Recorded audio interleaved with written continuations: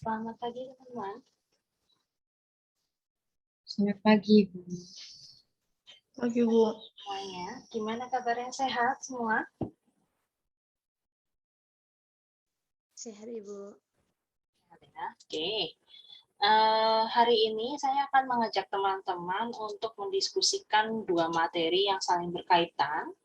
Walaupun minggu lalu kita sudah membahasnya untuk materi dari presenter, tetapi ada bagian yang harus saya infokan kepada teman-teman mengenai pentingnya bagian poin-poin di materi hari ini, yaitu tentang control ICE, dan satunya lagi adalah lebih kepada control information system.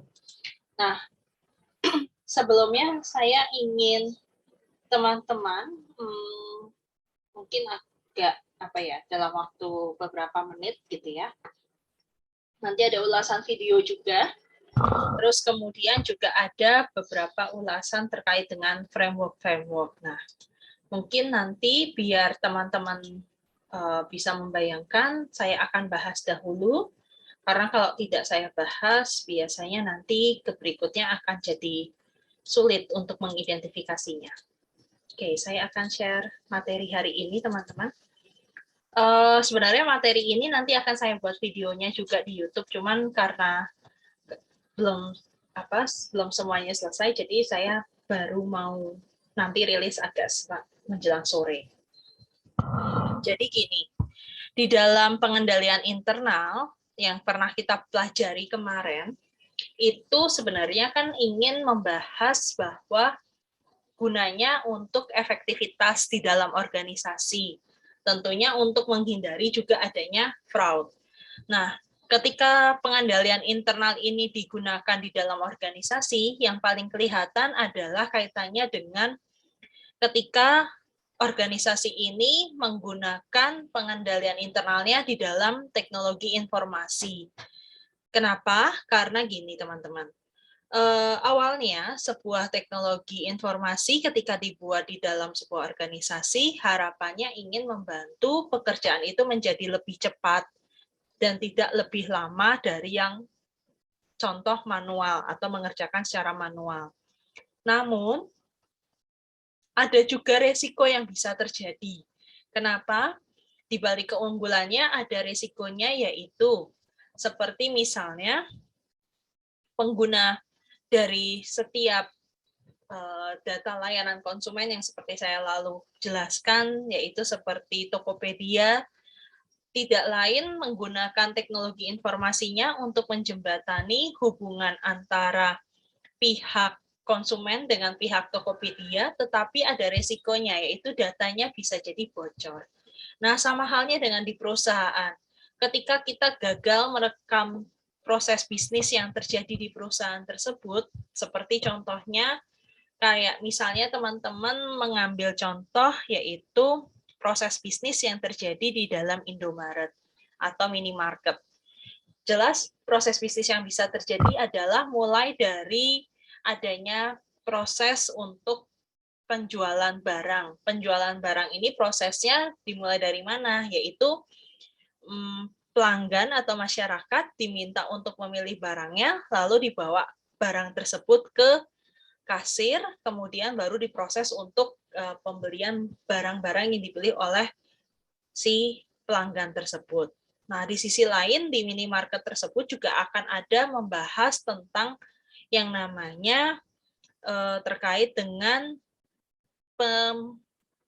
pemberian atau melakukan update inventory.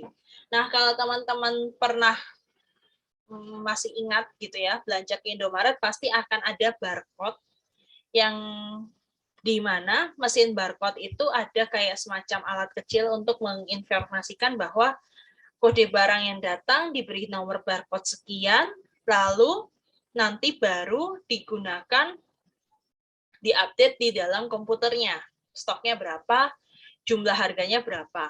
Nah, ketika pengendalian internalnya ini tidak selaras dengan teknologi informasinya atau penggunaan teknologi yang digunakan di dalam, misalnya contoh tadi merekam transaksi harian misalnya melalui mesin kasir, maka mau tidak mau pekerjaan yang dilakukan oleh karyawan Indomaret atau karyawan di bagian kasir adalah melakukan input secara manual atau menghitung dahulu menggunakan kalkulator. Nah, bayangkan kalau itu misalnya lama, tidak cepat sehingga banyak masyarakat yang harus menunggu di bagian antrian kasir. Sama halnya juga dengan di persediaan, teman-teman. Ketika persediaan muncul, diupdate, didatangkan barang barunya. Nah, ketika kita gagal merekam adanya informasi bahwa barang ini diskon.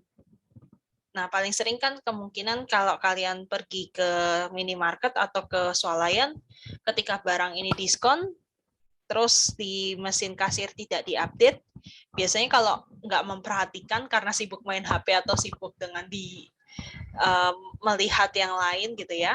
Nah, biasanya untuk diskon yang sekecil itu bisa jadi kalian lalai untuk teliti. Tetapi ada juga yang misalnya ternyata setiap pergerakan yang dilakukan oleh si petugas kasir pas saat menginput barang diperhatikan benar-benar.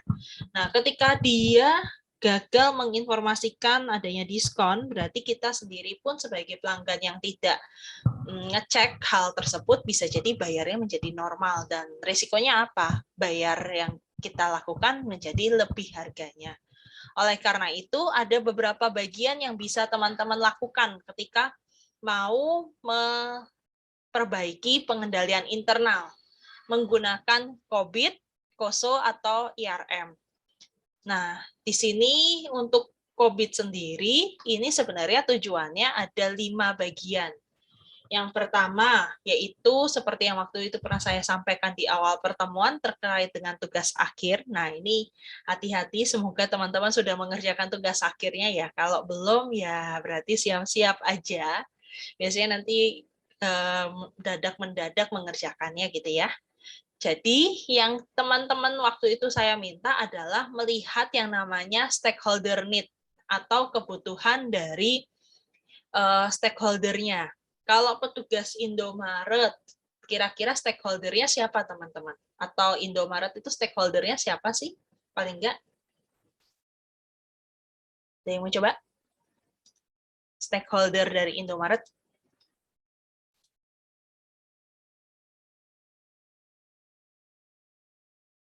Adakah? Bisa membayangkan tidak kalau stakeholdernya siapa kalau ini Indomaret? Atau minimarket deh. Ada yang mau coba? Mungkin teman-teman sebelum saya tunjuk.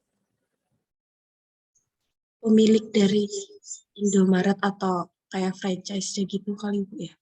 Stakeholdernya kalau pemilik itu bagian internalnya Clara, tapi kalau stakeholdernya bagian pihak yang berkepentingannya franchise bisa, tetapi kan dia di pusat ya kalau di sini bagian-bagian yang masuk lini bisnisnya.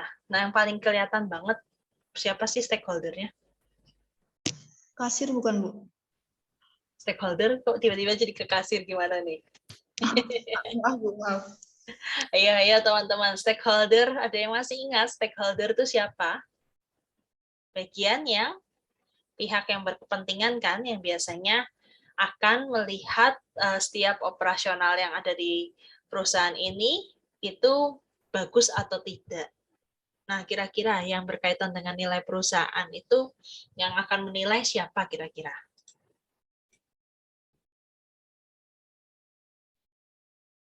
Ada yang mau coba? Bener atau enggak, Ibu?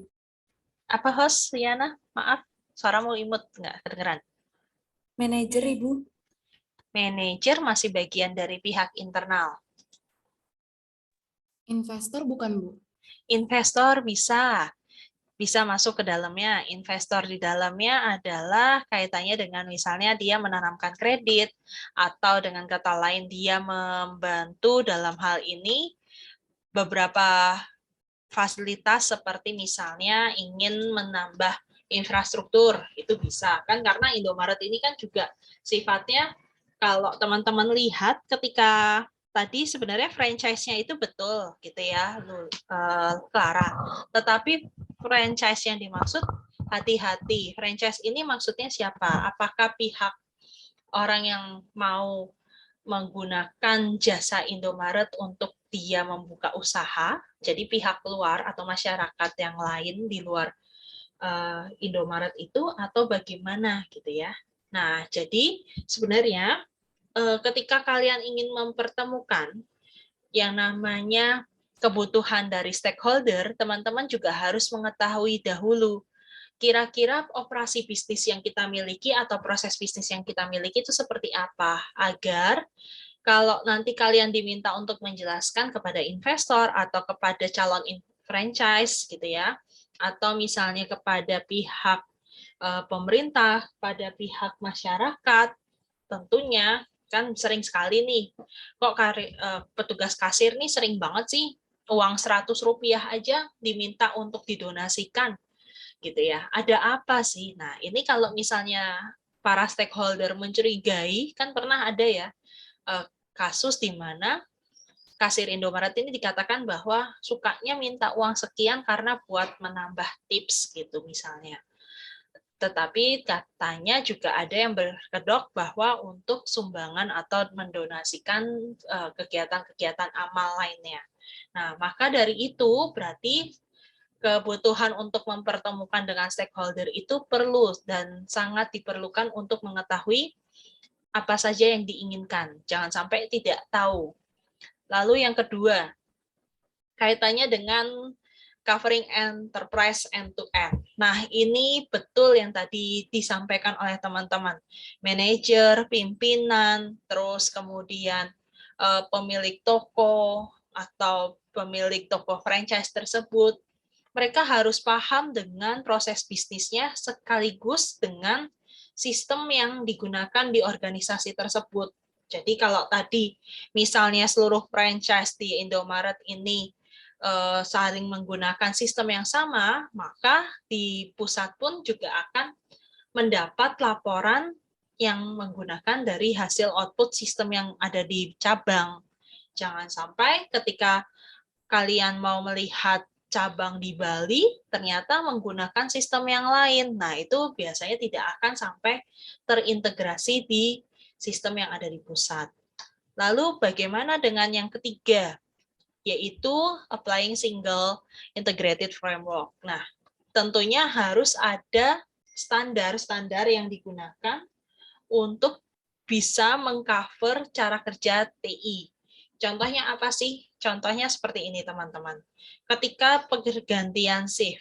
Nah, kalau teman-teman perhatikan detail gitu ya, biasanya setiap struktur atau struk yang keluar di dalam habis dari pembelian suatu transaksi barang, biasanya ada inputannya ya. Nama petugas kasirnya siapa, diinput oleh kode siapa, dan segala macam. Nah, ini sebenarnya adalah bentuk cara untuk melakukan pengendalian internal di suatu organisasi. Dengan kata lain, COVID sendiri membantu mengamankan aset yang ada di perusahaan itu. Lalu, kemudian juga membutuhkan namanya keefektifan dalam manajer atau pengelolaan juga di dalam fungsi TI-nya. Kenapa? Karena ketika dia pekerjaan teknologi informasinya atau sistemnya yang digunakan tidak benar, maka dia sendiri pun juga tidak bisa memanage apa saja transaksi yang terjadi di dalam perusahaan tersebut. Jadi kalau misalnya ada pencatatan secara manual yang dilakukan dengan cara menggunakan kertas terus diberi coretan-coretan, dihitung dengan kalkulator. Nah, itu juga harus diperiksa. Benar enggak? Jangan sampai ketika sudah di akhir hari semua catatan itu tidak diperiksa, apalagi kalau tulisannya misal kayak tulisannya teman-teman gitu ya yang berantakan dan segala macam. Nah, ketika yang manajer di tokonya melihat, loh kok tulisannya seperti ini, maka harus diperbaiki dan dilihat benar atau tidak. Jadi COVID ini sangat berguna sekali untuk membantu. Nah, sebenarnya COVID itu apa sih? COVID ini sebenarnya untuk membantu teknologi informasi yang digunakan di dalam suatu organisasi ini bisa tidak digunakan untuk mendukung adanya operasional di dalam perusahaan. Jadi sebenarnya contoh dari yang dua bacaan yang saya berikan ke teman-teman tadi di dalam informasi di belajar itu saya ingin mendorong teman-teman mencoba untuk mengidentifikasinya sampai di COVID atau nanti misalnya kalau saya sudah menjelaskan sampai koso, berarti nanti kita akan ke arah koso juga. Gitu. Sampai di sini ada pertanyaan dulu tentang COVID. Adakah?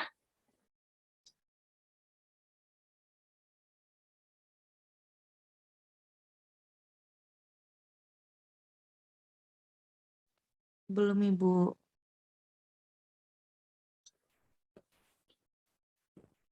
Oke, kalau belum, kita lanjut ya.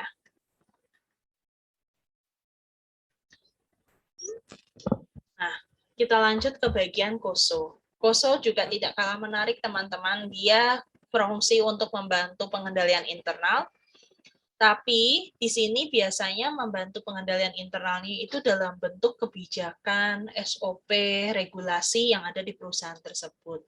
Dengan kata lain, koso sendiri ini untuk membantu yang namanya melindungi beberapa hal yang ada di dalam organisasi, seperti contohnya apa sih gitu ya. Sebenarnya dari koso sendiri ini, sebentar, kayaknya saya udah buat sesuatu.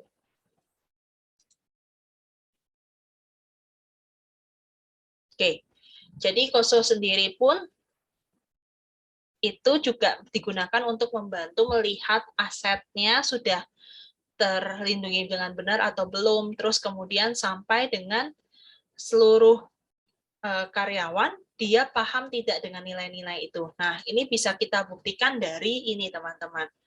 Yang namanya lingkungan pengendalian. Jadi kalau misalnya gini, di awal perkuliahan misalnya saya tidak memberikan silabus atau tidak memberikan petunjuk kita akan berkuliah seperti apa. Nah, biasanya kalau seperti ini, nanti ketika di tengah-tengah perkuliahan, ketika ada yang misalnya mengajukan pertanyaan, kok nilai saya ini sekian, misalnya nilainya itu 69,5 gitu ya. 69,5 ini kenapa kok nggak bisa jadi apa istilahnya mendapatkan untuk remedi gitu ya. Nah, ini sudah diinfokan kalau misalnya kalau dengan ada silabus kan enak ya, ada info bahwa tidak ada remedi mata kuliah tersebut. Tetapi kalau misalnya tidak diinfokan, biasanya banyak mahasiswa yang akan cenderung, Bu, nilai sekian itu bisa nggak diberikan tugas tambahan khusus atau diberikan semacam remedi dan sebagainya. Nah, kalau informasi ini tidak jelas dari awal, otomatis pihak mahasiswa pun juga akan bingung memahami dengan peraturan yang berlaku di saat perkuliahan. Nah, sama halnya dengan di karyawan, teman-teman. Ketika misalnya petugas bank ini boleh nggak sih melakukan yang namanya kepentingan pribadinya itu di atas kepentingan dari pihak bank. Misalnya contohnya apa? Misalnya dia diperbolehkan untuk yang namanya membuat data akun sendiri. Nah, ini saya mau cerita ya teman-teman. Jadi saya tuh pernah ditawari oleh salah satu teman saya yang bekerja di bank gitu ya. Nah, tiap hari ini kadang suka meneror saya. Menerornya ini kadang lebih kepada bukan meneror dalam hal yang nyaman gitu ya, bertanya kabar atau gimana. Tetapi kadang dia menghubungi saya lebih kepada, boleh nggak pinjam yang namanya KTP-mu, data semuanya, buat apa? Saya tanya balikan. Buat membuat akun. Nah, membuat akun nasabah di bank ini gitu ya. Terus kebetulan di posisi itu saya nggak nyaman gitu ya. Kenapa? Karena saya nggak ada minat untuk menjadi nasabah di bank tersebut, satu. Yang kedua, di sisi lain dia mengatakan gini, saya cuma pinjam datamu saja, nanti uang dari saya yang saya masukkan ke dalam rekening tersebut, terus nanti pokoknya kamu nggak usah ngapa-ngapain, beres pokoknya nanti yang penting saya dapat nasabah. Ya di satu sisi sih kalau jadi teman yang baik hati biasanya ingin punya rasa iba gitu ya, karena ada target-target yang harus dipenuhi dari petugas bank untuk nasabah tertentu jumlahnya. Tetapi hal ini jadi berbahaya teman-teman. Kenapa? Karena data yang tidak semestinya kita berikan, data pribadi apalagi KTP dan sebagainya, ini nanti bisa jadi disalahartikan. Kenapa? Bisa jadi ada kasus misalnya pencucian uang, terus kita nggak pernah pakai, tiba-tiba ditarik. Nah, ini kan jadi masalah baru di kitanya. Oleh karena itu, sebenarnya control environment ini akan lebih bagus jika semua karyawan paham dengan komitmen nilai-nilai yang berlaku agar menghindari risiko atau tidak melakukan yang namanya fraud-fraud yang seperti tadi saya ceritakan. Nah, oleh karena itu butuh apa gitu ya? Butuh yang namanya dibuat suatu kebijakan untuk menjamin manajemen yang ada di dalam organisasi ini. Jadi misalnya karena hubungan teman, apakah bisa sampai seperti itu kode etiknya yang dilakukan oleh karyawan bank? Kan kalau teman-teman lihat di dalam kode etik dan sebagai orang auditor juga harus mempertimbangkan bahwa dia juga tidak boleh mempunyai hubungan dengan keluarga atau dengan kliennya gitu ya, harus independen. Oleh karena itu di dalam control activity pun juga harus dilakukan agar tidak terjadi yang namanya salah-salah dalam istilahnya pengambilan keputusan. Oleh karena itu caranya bisa menangani hal tersebut, caranya seperti apa? Bisa lewat komunikasi, bisa lewat memonitor pekerjaan karyawannya. Tentunya kalau komunikasi bisa diajak karyawannya untuk misalnya contoh paling simpel, diajak aja makan siang, terus diajak untuk cerita pengalaman apa yang di dalam lingkungannya seperti apa. Nah, nanti dari situ biasanya atasan akan tahu, oh karyawannya lagi kesulitan di bagian ini, kenapa kok dia akhirnya melakukan hal tersebut. Sampai di sini bisa dipahami teman-teman untuk Kopso sendiri. Ada yang mau ditanyakan dulu mungkin?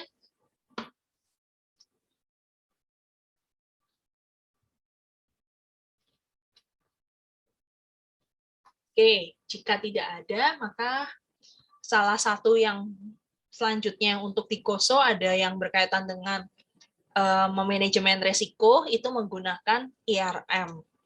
Nah, IRM ini pun juga tidak kalah menarik teman-teman karena berbagai macam dilakukan agar tidak mendapatkan risiko yang sama yang tadi saya sebutkan. Entah dengan cara mengkomunikasikan atau dengan cara misalnya saling membentuk nilai-nilai yang bisa dipahami oleh seluruh organisasinya, seperti itu. Oke, nah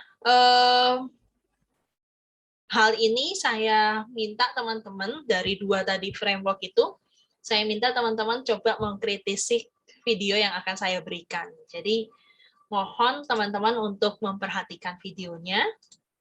Bisa jadi saya tidak menunjuk keaktifan, tetapi bisa jadi saya memanggil teman-teman. Jadi kita dengarkan bareng-bareng ya. Menindaklanjuti 279 juta data BPJS Kesehatan yang diduga Suaranya kedengeran nggak atau kurang? Kedengaran Ibu. Dengar Ibu. Jelas, Bu. Ya, saya ulangi lagi kalau gitu. juta data BPJS Kesehatan yang diduga diperjualbelikan di Red Forums, komunitas ethical Hacker Indonesia membuat situs dan kanal khusus untuk memeriksa data BPJS Kesehatan yang bocor. Dari situs ini, masyarakat dapat mengetahui apakah data yang masuk dalam 1 juta data bocor yang dilakukan free sample oleh akun pengunggah. Kita simak laporan dari rekan Adul Utomo dan juru kamera Niken Ribu.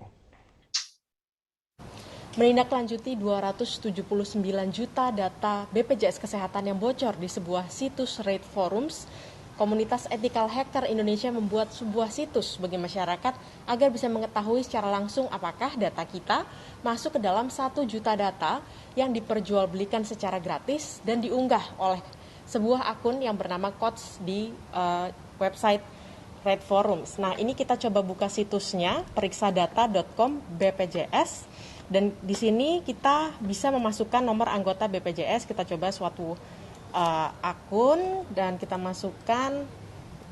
Ketika sudah memencet tombol periksa, di sini akan ada dua opsi. Yang pertama adalah apakah data kita masuk ke dalam 1 juta data yang dibocorkan.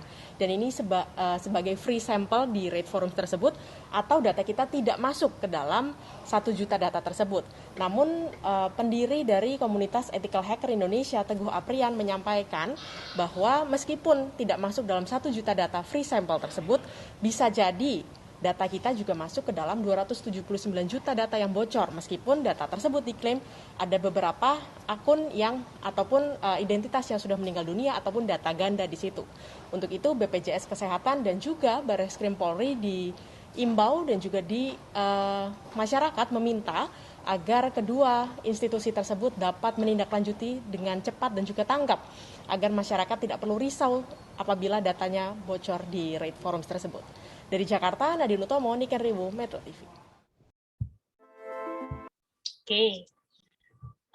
Dari penjelasan kasus tersebut, silahkan teman-teman mengidentifikasi dengan, yaitu misalnya COVID, framework-nya dari COVID. Ada yang mau coba sebelum saya tunjuk?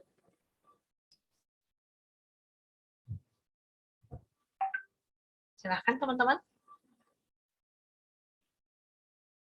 Kira-kira tadi memperhatikan nggak ya? Satu aja bagian dari COVID. Kira-kira apa yang bisa teman-teman ambil untuk kasus kebocoran data BPJS?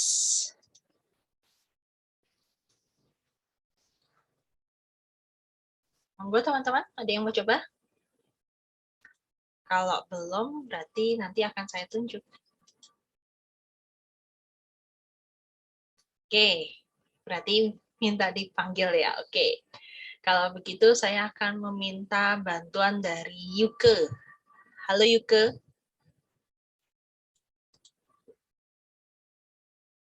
Adakah Yuke? Iya, Ibu. Ya, menurutmu gimana kalau dari kaitannya dengan COVID sendiri untuk kasus tadi yang ada di dalam BPJS itu kira-kira seperti apa?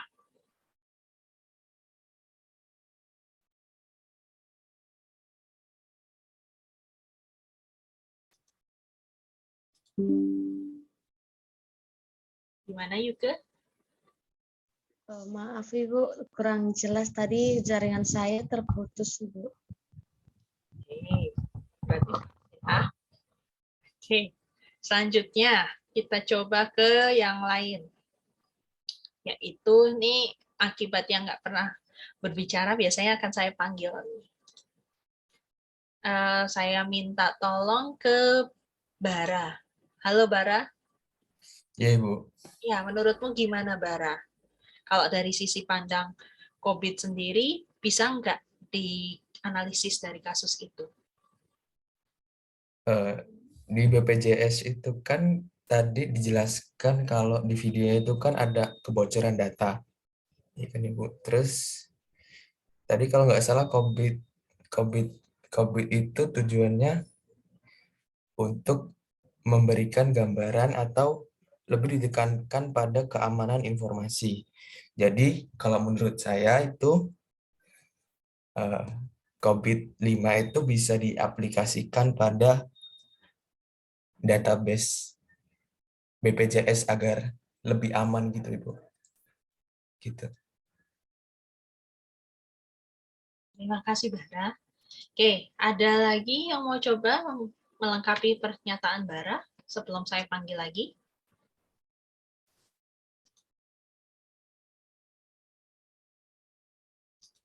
Ini malu-malu kah? Padahal udah siang hari loh. Oke, lanjut ya. Saya panggil berarti. Selanjutnya adalah Stefani. Stefani kira-kira gimana kalau kaitannya dengan COVID? Kalau menurut saya Ibu, penerapan COVID-nya itu mungkin terkait kontrolnya Ibu. Kurang dikontrol gitu, jadi terjadi kebocoran. Oke, terima kasih Stefani. Ya, Jadi teman-teman tadi tebakannya tidak ada yang salah, betul, melainkan tapi teman-teman harus perlu menggarisbawahi. Tadi betul yang dikatakan Bara, yaitu bahwa sebuah teknologi informasi yang digunakan itu harus aman. Amannya ini berarti harus dicek dari posisi apa, yaitu adanya bentuk pengendalian yang harus kita lakukan. Maka kalau dikaitkan dengan unsur-unsur COVID, ada yang namanya meeting stakeholder need, lalu kemudian ada enterprise end-to-end, lalu integrated framework, lalu enabling holistic approach, dan yang terakhir adalah governance-nya terkait dengan manajemennya. Maka kasus tadi yang kaitannya dengan data BPJS itu siapa sih yang pertama dirugikan? Jelas masyarakat yang menggantungkan nasibnya atau menggunakan BPJS untuk membantu layanan kesehatan. Berarti kaitannya dengan stakeholder. Nah, lalu bagaimana kaitannya dengan yang namanya melihat dari teknologi informasi yang digunakan gitu ya. Jadi, teman-teman di dalam aplikasi yang bisa kalian pakai untuk melihat yang namanya BPJS kita itu pakai fasilitas apa, vaskes yang mana, rujukannya kemana. Nah, silahkan nanti teman-teman kalau penasaran nginstal aplikasi namanya Mobile JKN. Saya juga kemarin iseng nyoba nginstal aplikasi tersebut gitu ya, karena ingin merubah namanya terkait dengan data BPJS. Oleh karena itu, di dalam Mobile JKN, kalau teman-teman nanti mau lihat, dia itu biasanya akan merekam seluruh transaksi, bukan transaksi, data kalian untuk kaitannya dengan penggunaan hal tersebut. Nah, kalau teman-teman bingung, mungkin saya berikan simulasinya ya. Sebentar, saya bukakan saja videonya.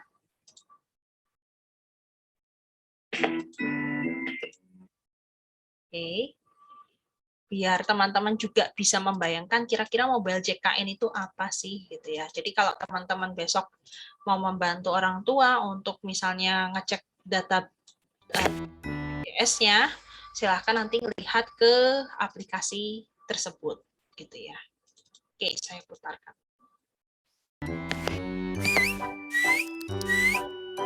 Woi, HP baru nih. Yoi, kualitas nomor 1. Punya lo? Gak ada apa-apanya. Bentar, gue mau ngabarin bokap dulu nih, disuruh ngurus BPJS. Sini pinjam. Loh, ada yang kurang nih. Kurang? Perasaan udah lengkap. Kurang, aplikasi Mobile JKN-nya belum ada. Aplikasi Mobile JKN yang punya BPJS Kesehatan itu? Apa untungnya buat gue? Woi! Banyak untungnya! Nih, aku kasih lihat. Cara download Mobile JKN itu gampang banget. Buka Play Store di Android atau App Store di iOS kamu. Jangan sampai buka aplikasi dating dulu ya. Fokus. Ketik Mobile JKN, kemudian di-download deh. Setelah mendownload aplikasi Mobile JKN, klik menu daftar dan pilih menu pendaftaran pengguna Mobile JKN. Kemudian jangan lupa untuk mengisi data kamu. Setelah mengisi data diri, kode OTP akan dikirimkan melalui SMS. Nah, setelah itu tinggal di-copy aja. Lalu masukkan kode OTP tersebut, klik register, udah deh. Akun kamu sudah terdaftar di aplikasi Mobile JKN. Kalau udah terdaftar, kamu tinggal buka aplikasi Mobile JKN. Lalu masukkan nomor kartu atau email yang terdaftar. Masukkan password, masukkan kode captcha, terus klik login deh. Nah, udah masuk nih kita di aplikasi Mobile JKN. Yang sering bikin bingung itu adalah kalau kita lupa bawa kartu KIS waktu berobat. Jangan khawatir, kamu bisa menggunakan KIS digital. Kamu bisa klik menu kartu di icon thumbnail kartu JKN KIS tengah bawah. Jadi nggak perlu takut lagi kalau kartumu hilang. Kalau kamu merasa kurang sehat, bisa konsultasi dokter di Mobile JKN. Caranya, pilih menu konsultasi dokter, lalu klik menu hijau pojok kiri atas, klik menu chat, lalu tulis keluhan penyakit kamu. Nah, nantinya dokter akan menjawab chat kamu di aplikasi Mobile JKN.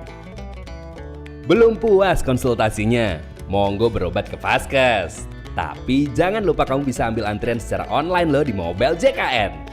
Caranya, klik menu pendaftaran pelayanan, lalu jangan lupa untuk mengisi keluhan kamu. Kemudian klik daftar pelayanan. Dan nanti kamu akan mendapatkan nomor antrian yang sudah ditetapkan. Selain itu, kamu juga bisa melakukan screening kesehatan secara mandiri. Caranya, klik menu screening, selanjutnya isikan data diri, serta jawab pertanyaan yang muncul di aplikasi.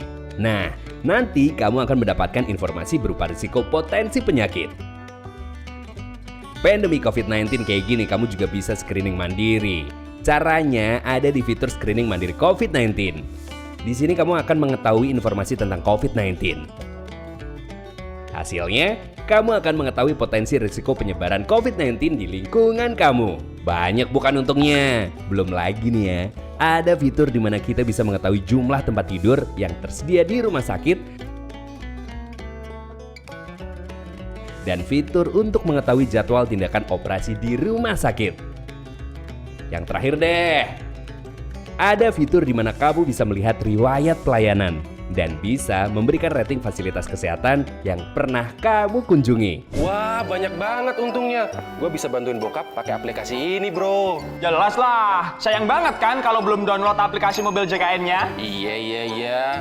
Lu udah download kan? Belum.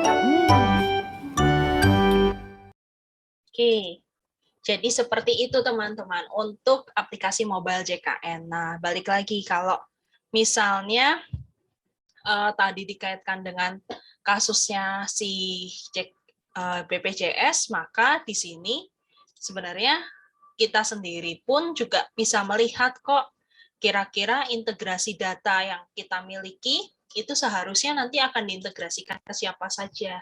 Nah, bisa nebak nggak teman-teman integrasinya dari kita ke siapa kira-kira kalau dari lewat aplikasi itu, atau data BPJS ini akan diintegrasikan kemana aja sih kira-kira? Kemana teman-teman? Ke sistemnya, Ibu. Ke sistemnya gimana, Clara, maksudnya? Siapa aja orangnya maksudnya atau pihaknya?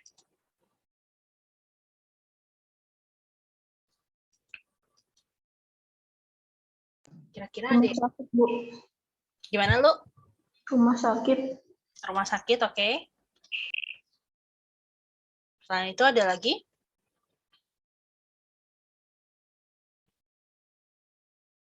Dokternya ya, juga termasuk itu juga akan tahu kalian pernah sakit apa. Terus kemudian ada vaskes-vaskes yang digunakan untuk membantu layanan, itu juga masuk di dalamnya. Jadi yang namanya sistem yang baik itu sebenarnya aman digunakan oleh semua orang, dan data yang dihasilkan atau data yang direkam itu akan terintegrasi satu dengan yang lainnya. Nah, akan jadi masalah jika terjadilah sebuah kebocoran data yang tadi sempat disampaikan oleh Fani gitu ya. Kalau misalnya sudah terjadinya kebocoran dan gagal mengidentifikasinya, maka harus lihat dulu siapa sih pihak yang dirugikan, harusnya dibuatnya dalam bentuk apa. Nah, maka di sini kalau dari gambar ini teman-teman bisa melihat yang jadi masalah di bagian apa, risiko yang mungkin muncul timbul apa. Sebenarnya stakeholder butuh transparansi apa sih dari data yang ada atau data terkait dengan BPJS tadi. Lalu ada nggak kaitannya dengan pihak keamanan atau misalnya pihak pemerintah memonitor nggak cara kerja dari BPJS kesehatan tersebut. Apakah dia akan membantu memberikan keamanan pada sistem yang digunakan atau tidak gitu. Itu untuk bagian dari COVID. Nah, jelas kalau untuk dari sisi KOSO, teman-teman bisa mengidentifikasi bahwa sebenarnya ketika tadi kalau di video itu kan diceritakan bahwa ada 2 orang yang harus mengenal aplikasi Mobile JKN. Nah, sama halnya dengan kita, teman-teman. Kalau misalnya bingung dengan bentuk pelayanan dari BPJS atau apapun, itu teman-teman harusnya gitu ya, sebagai bagian dari masyarakat, harusnya kita paham bahwa aplikasi apa sih yang bisa digunakan untuk BPJS itu. Nah, tadinya saya juga termasuk yang kurang aware teman-teman untuk bagian aplikasi apa yang dibutuhkan. Terus akhirnya saya juga browsing karena mungkin bisa jadi pemerintah sendiri kurang mensosialisasikan hal tersebut. Yang disosialisasikan kan selama ini adalah BPJS, gunanya apa, tunggakannya apa kepada rumah sakit, terus bocor atau tidak datanya. Nah, itu yang biasanya diberikan di berita gitu ya. Tetapi tidak ada yang mengidentifikasi sampai misalnya kalau mau melihat fasilitas atau apapun, silahkan membuka aplikasi tersebut. Nah, kalau masyarakatnya kurang aware, ya juga sama kayak saya, misalnya harus mau nggak mau mengecek informasi tersebut atau bertanya kepada orang yang paham dengan hal tersebut. Gitu teman-teman untuk bagian dari yang namanya kasus tadi tentang BPJS dikaitkan dengan kasus dengan materi yaitu control ICE dari POSO dan COVID itu sendiri. Oke. Nah, teman-teman ada dua bagian ya yang saya berikan di dalam diskusi, yaitu ada dua bahan bacaan. Yang pertama kaitannya dengan POSO, yang satunya lagi kaitannya dengan control ICE. Nah, mungkin ada yang mau sharing dulu dari bagian POSO, yaitu masalah apa sih yang dijumpai di dalam BRI. Sambil saya share ya. Masalah apa yang ada di dalam ini, teman-teman?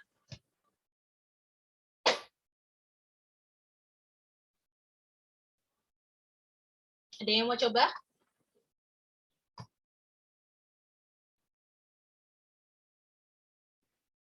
Penerapan POSO di dalam Bank BRI atau internalnya BRI.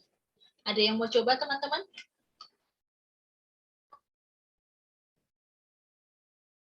Kalau enggak, saya minta tolong teman-teman lagi nih. Dulu panggil temannya satu, lu kira-kira siapa? Nanti saya minta tolong untuk menjawab hal ini. Ibu aja yang panggil, Ibu. Oke. Ini pada takut ya kalau teman-teman yang manggil, takutnya nanti nggak bisa jawab salah ya. Oke, saya. Oke, kalau gitu saya panggil Regina. Halo Regina. Ya, Ibu. Ya, menurutmu apa masalah yang terjadi di dalam Bank Indonesia? Maaf, Bank Indonesia. Bank Rakyat Indonesia ini. Kalau yang saya lihat tadi sih ini adanya kelemahan pengendalian internal, Ibu. Lemahnya karena apa? Kalau yang saya lihat, Ibu, kasus penyalahgunaan wewenang gitu, Ibu. Oke, kasus penyalahgunaan wewenang. Oke, sebentar. Ini kayaknya juga saya salah memberikan ininya ya.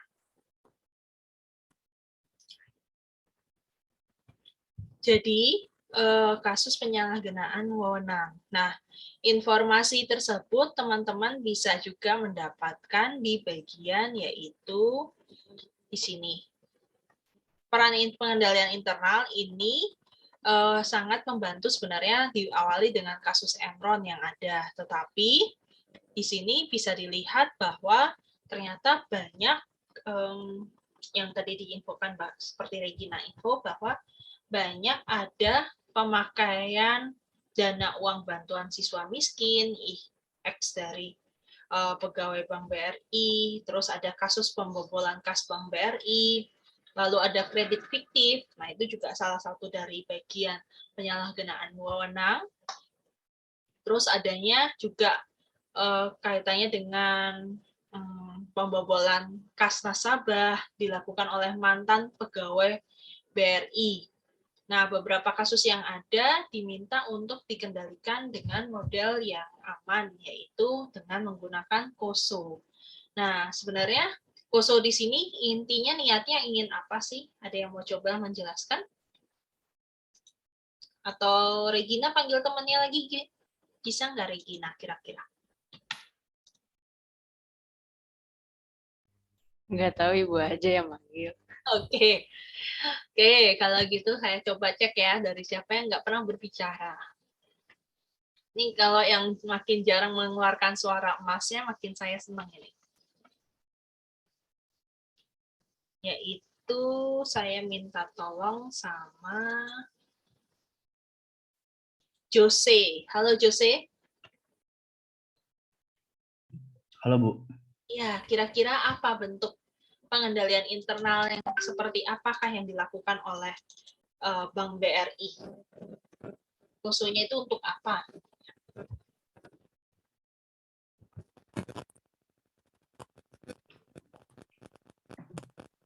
Apa yang dilakukan ya Bu? Iya.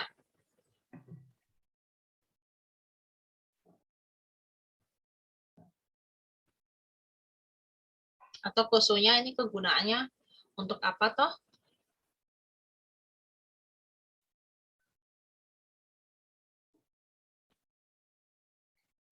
Sebagai masukan Bu, sebagai masukan kepada pihak manajemen. Dalam hal ini untuk apa kira-kira?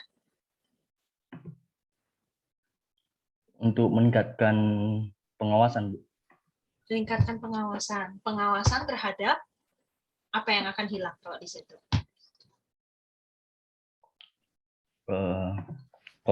Komponen-komponennya yang di dalam. Komponen yang di dalam yang paling krusial apa kira-kira Jose? Itu aja Bu.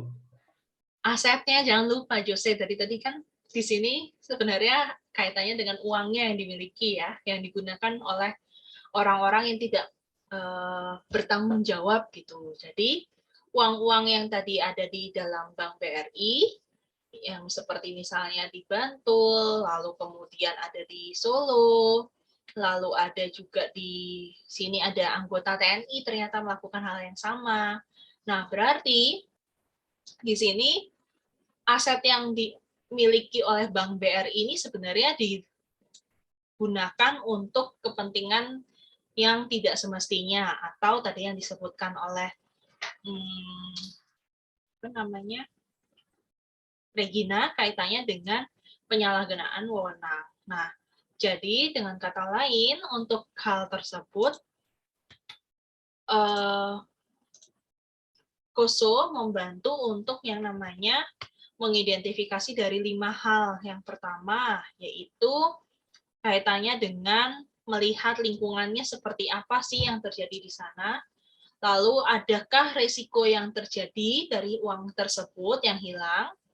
Lalu sampai dengan aktivitas pengendalian apa yang sesuai yang bisa kita lakukan untuk hal uang-uang tadi yang hilang tersebut. Terus caranya berkomunikasi, lalu kemudian melakukan monitoring seperti apa agar uang yang ada di Bank BRI itu yang riskan tidak disalahgunakan oleh orang lain.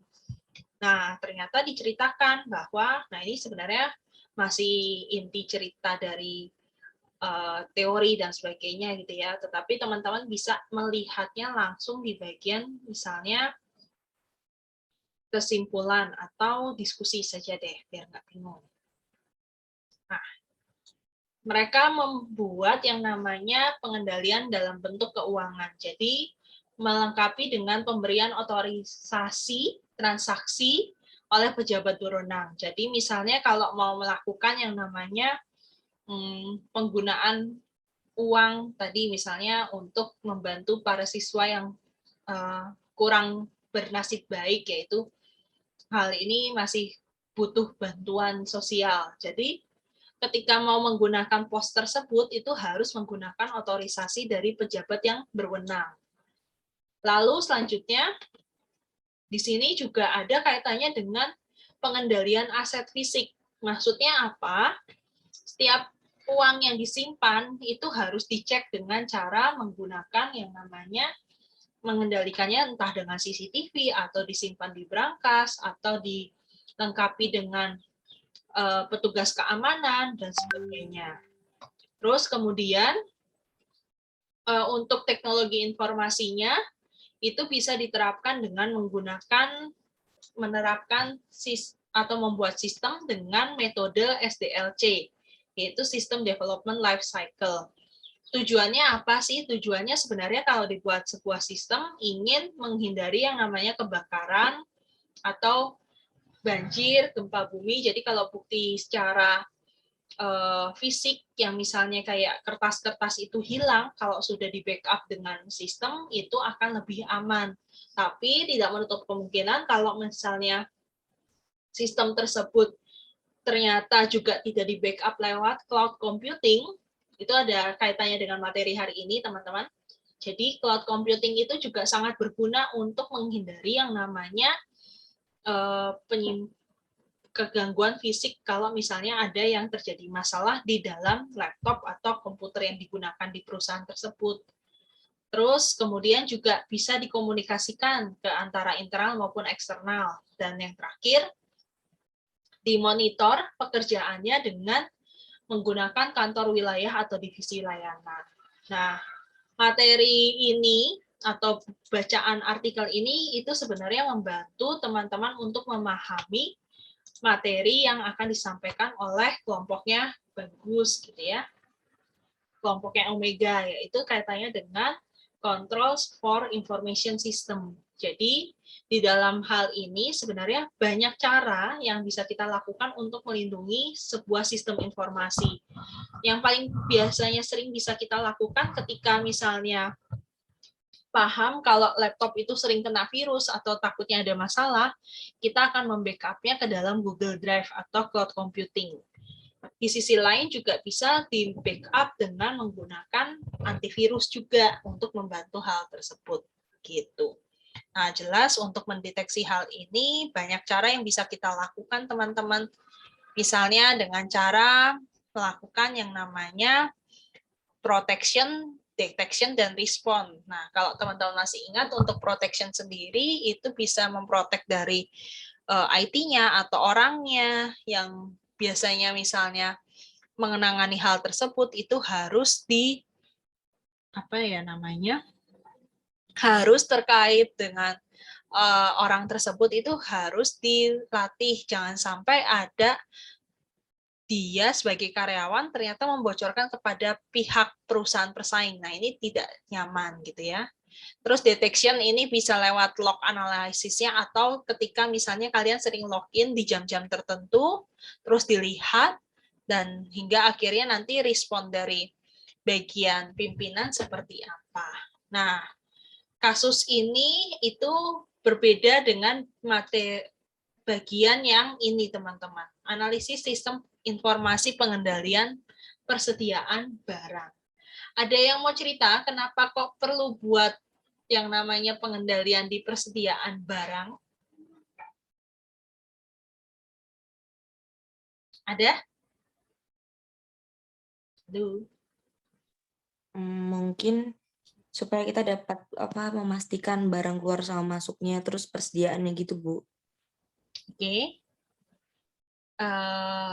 Kenapa kok harus ada informasi sistem di dalam barang yang keluar dan masuk? Ada apa, Tanti, kira-kira?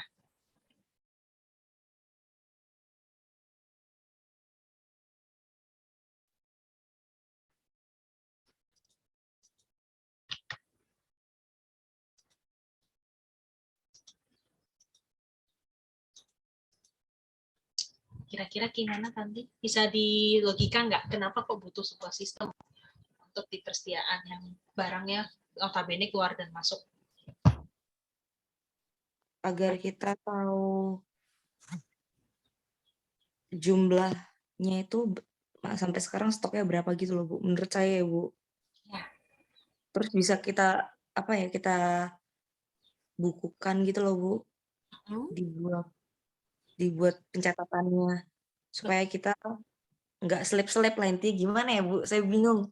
Iya, betul kok, Tanti. Jadi kalau dulu tuh teman-teman, saya andaikan seperti misalnya kita ada yang pernah nggak sih minjem buku di perpustakaan? Kalau dulu tuh waktu zaman saya SMP, SMA itu juga mungkin awal waktu kuliah di Sadar juga gitu kali ya, waktu zaman 2018. Nah, bisa jadi ada semacam kartu gitu ya, yang akan diidentifikasi bahwa barang ini keluar, terus dicatat berapa banyaknya. Nah, kartu persediaan pun juga akan mencatat hal tersebut. Jadi, misalnya barang ini keluar berapa jumlahnya, lalu dikeluarkan oleh siapa, yang berwenang bertanggung jawab terhadap pengeluaran barang tersebut siapa. Nah, itu pernah saya alami ketika misalnya meminjam buku di suatu perpustakaan yang masih notabene mengandalkan cara pencatatannya seperti manual. Nah, di sini pun juga sama, teman-teman. Problem yang dihadapi seperti yang tadi diinfokan oleh Tanti, bahwa masih ada keterlambatan atau kesalahan dalam pencatatan stok akhir. Oleh karena itu, si pegawai gudang atau petugas gudang harus menghitung dan mencatat ulang, dan setiap mencatat ulang ternyata juga masih ada sifatnya kelebihan stok ataupun barang yang didisplay atau yang disimpan itu ternyata terlalu menumpuk, atau misalnya barangnya itu menghabiskan tempat sehingga penyimpanannya pun tidak bisa semuanya masuk barangnya. Di sisi lain juga ada harga pokok atau harga-harga yang sudah diinfokan untuk barang-barang yang akan dikeluarkan itu tidak diupdate. Nah, maka di sini diperlukan sebuah sistem yang untuk membantu mencatat di perusahaannya. Ini kebetulan namanya Maranatha Electronic Store. Nah, di perusahaan Maranatha Electronic Store ini diminta untuk mencatat persediaan entah dengan model Vivo ataupun dengan model last in still here gitu ya. Ini agak unik gitu ya teman-teman untuk nama istilah pencatatan persediaannya. Nah, metode yang bisa dilakukan dengan cara wawancara, melakukan pengamatan, melakukan tinjauan pustaka. Jadi biasanya kalau untuk wawancara akan dilihat kira-kira seperti apa sih yang berlaku di perusahaan tersebut. Nah, maka analisis yang bisa dilakukan untuk memecahkan masalah tersebut dengan menggunakan metode PISIS atau dengan menggunakan performance, information, ekonomi, dan kontrol, serta efisiensi dan service. Jadi, intinya semuanya menggunakan metode PISIS itu akan dicek seperti apa kinerjanya, lalu informasi apa yang dihasilkan dari pekerjaan yang sifatnya manual maupun secara sistem, terus ada nggak bagian-bagian yang misalnya bisa dihemat waktunya kalau dilakukan perhitungan secara manual, yang input kira-kira apakah dibantu dengan barcode dan segalanya atau tidak gitu ya. Kan kalau menginput secara manual dihitung dengan ditulis misalnya Indomie 1, terus nanti tambah lagi ngitung Indomie merek A, tambahin 1. Nah, itu kan jadinya ngitungnya secara manual dan otomatis menyebabkan yang namanya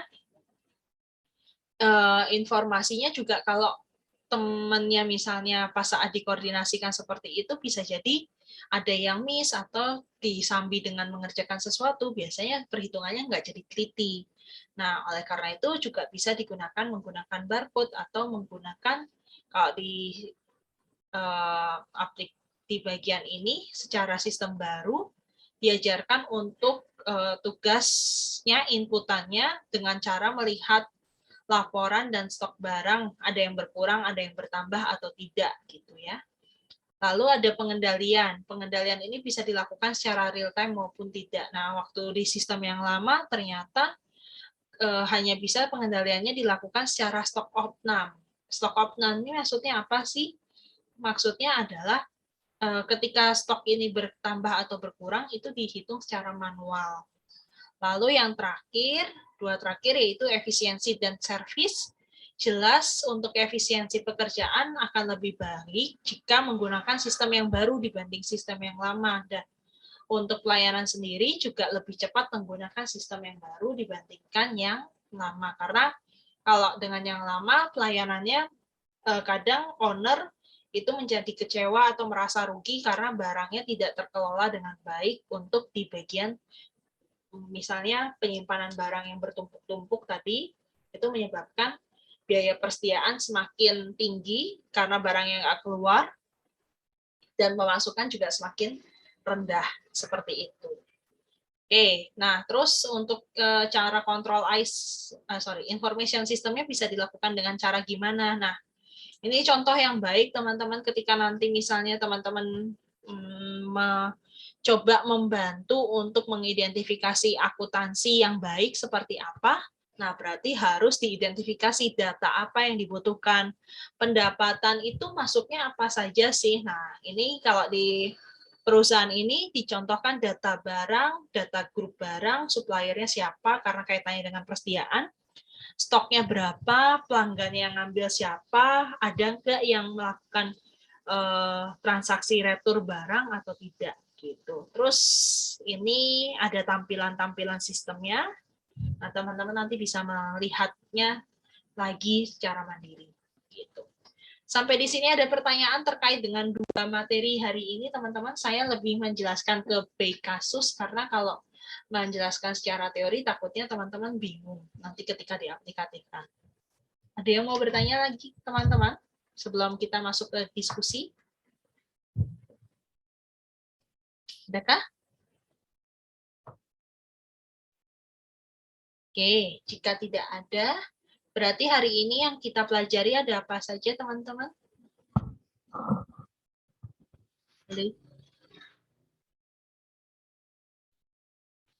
Ada kaitannya dengan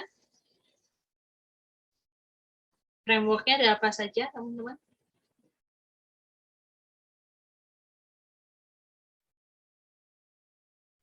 Ada membahas stakeholder, terus COVID, sama KOSO, Ibu. Stakeholder itu masuk ke dalam COVID ya, terus ada KOSO, terus kemudian juga cara bentuk-bentuk untuk pengendalian di dalam sebuah sistem informasi. Gitu. Oke, nah kita lanjut ke diskusi ya. Kelompoknya bagus, silakan Gus. Bagus. Iya Bu, baik Ibu.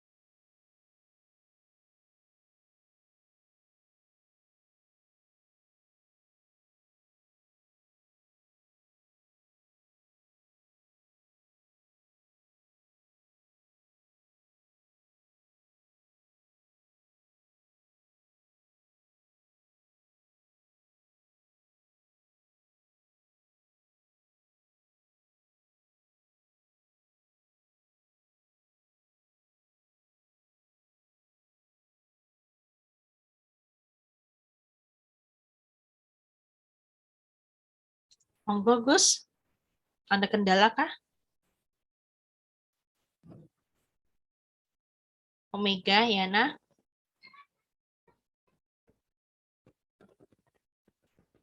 Apakah sudah terlihat, Bu? Oke. Teman-teman? Udah, nanti di slideshow.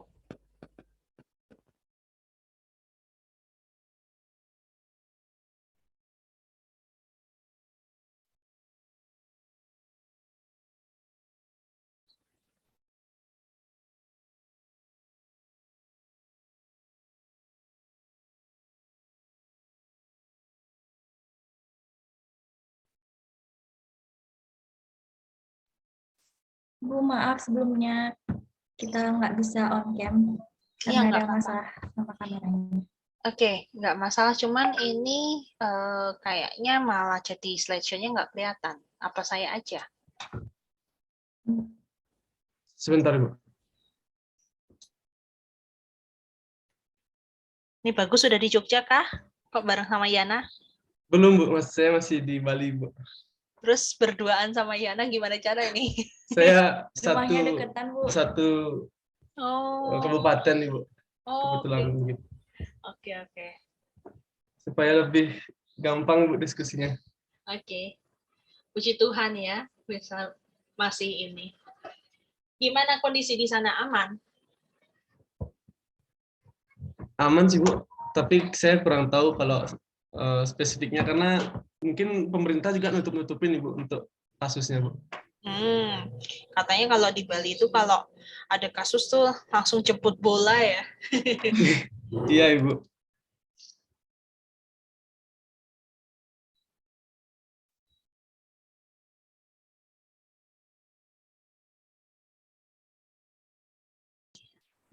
Jemput bola langsung diasingkan ke pusat gitu teman-teman. Jadi isoman pun nggak boleh di rumah, harus di ini gitu. Tapi banyak kok, kayaknya banyak orang yang lagi berlibur di Bali, termasuk beberapa artis tuh milih menetap lama kayaknya di Bali daripada pulang ke Jakarta. Padahal di Jakarta ya kasus ya juga naik, cuman ya balik lagi ya tergantung kitanya safe apa enggak. Oke, monggo Gus. Mohon maaf Bu, mungkin 1 menit Bu, saya minta waktu karena Omi yang mau share screen Bu. Oke, siap.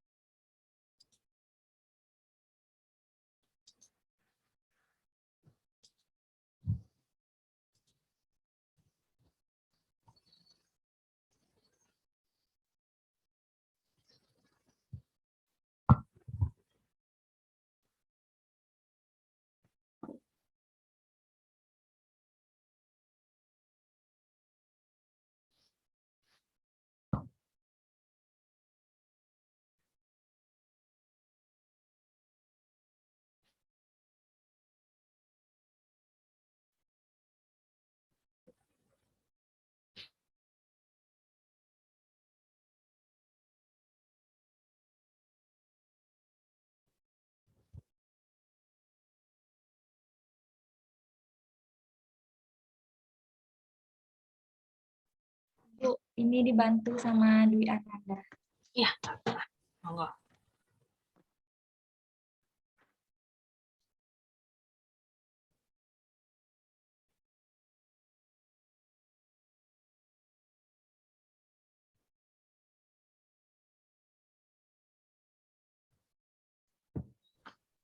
Apakah sudah terlihat Ibu dan teman-teman? Tinggal di slideshow aja sih sebenarnya. Atau kalau misalnya nggak bisa di slideshow, ya berarti di Zoom aja. Bisa nggak Dwi? Kalau nggak di asal di Zoom aja tampilannya biar nggak terlalu mungil. Ini 47% sih kelihatan. Gimana Dwi?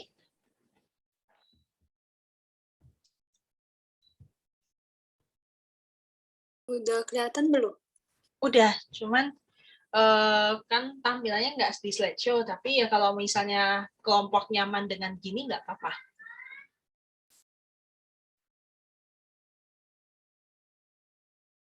Kelihatan nggak ya, Omega sama Bagus? Kelihatan Ibu, sudah. Tapi belum di slideshow Ibu. Ya, tapi kalau bisa dilihat jelas ya nggak apa-apa. Bisa nggak Dwi kira-kira diturun ke bawah naik ke atas nanti gitu? Ya, sebentar ya Ibu.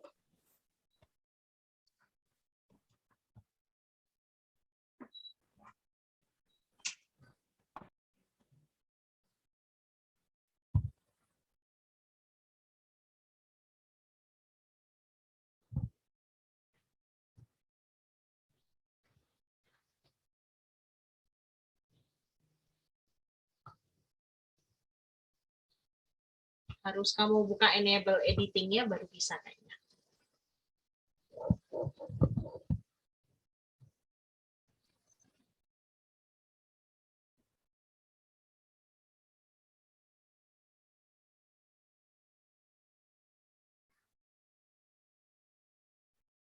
Nah, oke, sudah, silakan.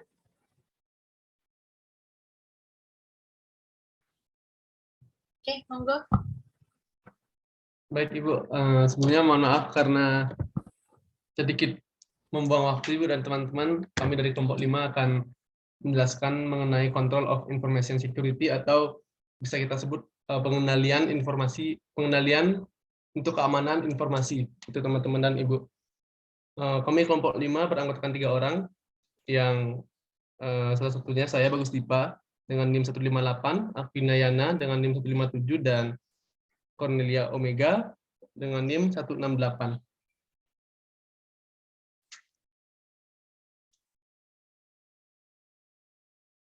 Bisa next, Bumi.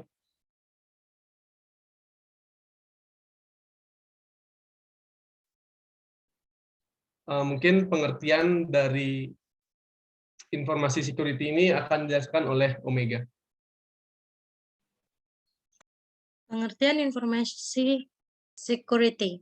Information security merupakan proses dan perangkat yang dibuat atau dirancang untuk melindungi informasi penting dan mungkin rahasia dari suatu perusahaan atau bisnis dari terjadinya modifikasi yang tidak sah dan kerusakan. Informasi security ini lebih berfokus pada melindungi data fisik dan digital dari penggunaan akses dan modifikasi yang mungkin tidak sah.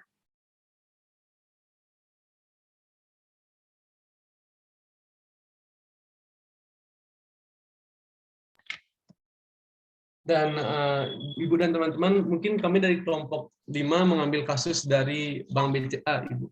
Bisa next.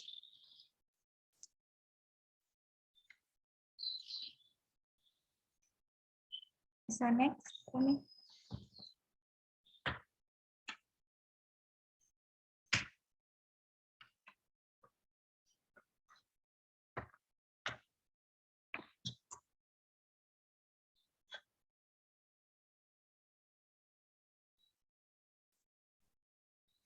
Nah, jadi di sini ada kronologi kasus mengenai pengendalian untuk keamanan informasi di Bank BCA. Bank BCA dalam pengendalian keamanan informasi ini memiliki Business Continuity Plan dan Disaster Recovery Plan untuk mempercepat proses pemulihan pada saat terjadinya suatu bencana. Bank BCA juga memiliki sistem backup untuk mencegah kegagalan usaha yang berisiko tinggi. Bank BCA menerapkan pembatasan wewenang petugas melalui penetapan limit dalam melakukan suatu transaksi. Selain itu, Bank BCA juga membatasi akses petugas ke jaringan informasi teknologi atau IT dan komputer melalui pengendalian penggunaan user ID dan password, serta pemasangan finger screen. Next. Nah, dalam menjaga privasi penggunanya, semua transaksi perbankan penggunaan akan disimpan secara rahasia sesuai dengan ketentuan hukum yang berlaku dan sesuai dengan kebijakan yang ada pada Bank BCA. Bank BCA ini memiliki 3 lapis sistem pengaman untuk melindungi akses dan transaksi pengguna. Yang pertama yaitu Secure Socket Layer atau SSL, merupakan teknologi pengaman atau teknologi pengamanan yang melacak jalur komunikasi antar komputer sehingga tidak dapat dibaca oleh pihak lain. SSL ini akan otomatis digunakan saat pengguna menggunakan internet banking. Kemudian user ID dan PIN, dan one time password. Selanjutnya akan dibawakan Undipa.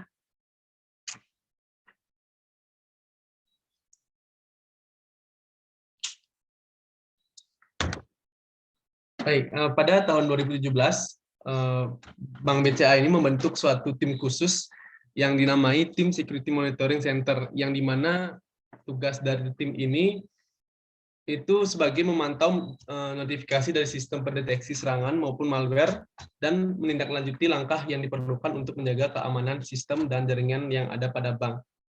Pada intinya, tim ini dibentuk sebagai pelacak lah teman-teman dan Ibu untuk menjaga keamanan sistem dan jaringan yang ada pada BCA. Selain membuat suatu unit khusus, Bank BCA juga melakukan suatu edukasi kepada para pelanggannya, khususnya atau nasabahnya, terkait pentingnya menjaga kewaspadaan dalam bertransaksi. Selain juga mengadakan edukasi kepada nasabahnya, Bank BCA juga mengadakan sosialisasi kepada para karyawannya guna menjaga keamanan dalam bekerja dan terutama menjaga kerahasiaan data perusahaan. Selain itu, Bank BCA juga melakukan suatu penyempurnaan sistem pengelolaan user ID dan otorisasi akses, dan juga upgrade secara berkala seperti pada aplikasi security, contohnya antivirus dan Instruction Preventing System atau IPS, terus dilakukan untuk meningkatkan keamanan jaringan.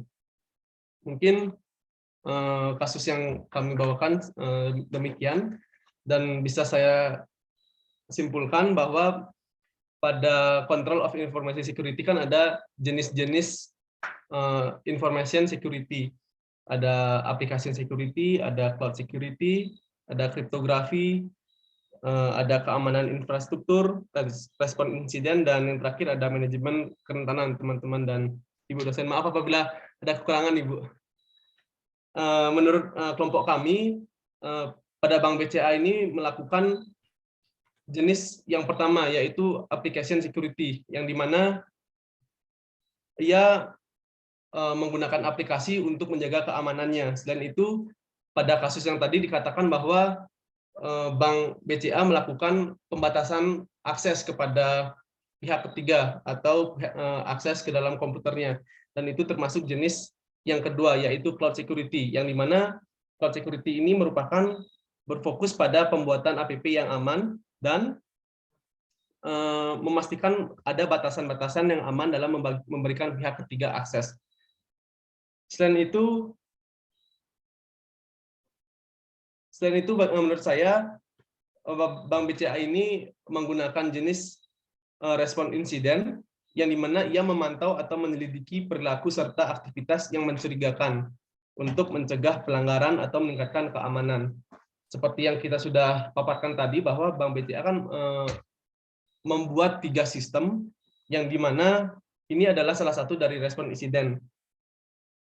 Suatu perusahaan itu harus menyiapkan rencana, yaitu menciptakan sebuah sistem demi keamanan perusahaannya. Begitu Ibu dan teman-teman. Oke, terima kasih Bagus dan teman-teman. Oke, maka kita lanjut saja untuk diskusi hari ini yang akan bertugas kelompoknya Hosiana. Halo kelompok Hosiana, ada semua apa tidak?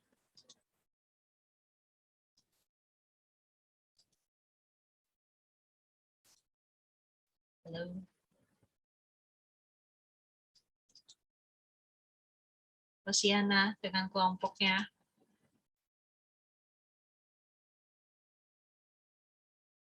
Atau teman-teman di luar kelompok mau bertanya dulu mungkin? Kayaknya ini kelompoknya Hosiana ketika diinfoin kaget shock ini. Ibu, saya izin bertanya. Oke, sebentar. Ini dubbing di tempatnya Nadia.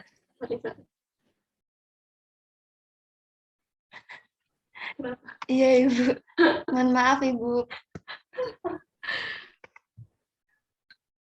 Saya ingin bertanya. Ya, Ibu. Saya ingin bertanya. Jadi, kan dari pemaparan materi yang ada pada PPT kelompok, sudah jelas kalau information security, yaitu perangkat yang dirancang untuk melindungi informasi.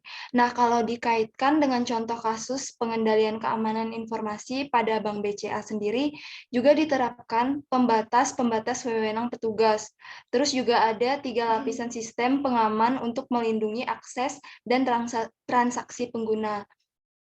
Nah, menurut pandangan kelompok sendiri, apakah keamanan informasi yang diterapkan oleh Bank BCA sudah dapat dikatakan efektif untuk mencegah ancaman-ancaman yang berkaitan dengan data rahasia? Lalu, menurut kelompok, apabila suatu perusahaan menerapkan pengendalian keamanan informasi, masih ada nggak sih peluang adanya modifikasi yang tidak sah atau kerusakan? Itu Ibu dan kelompok, apakah bisa dimengerti? Ya, sudah bisa Nadia. Terima kasih. Oke, terima kasih Nadia. Oke, ada lagi yang mau bertanya di luar kelompok?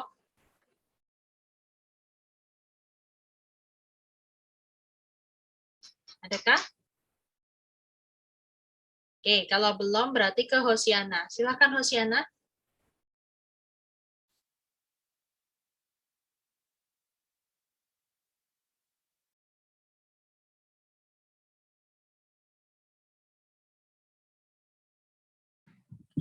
Oh iya, Bu.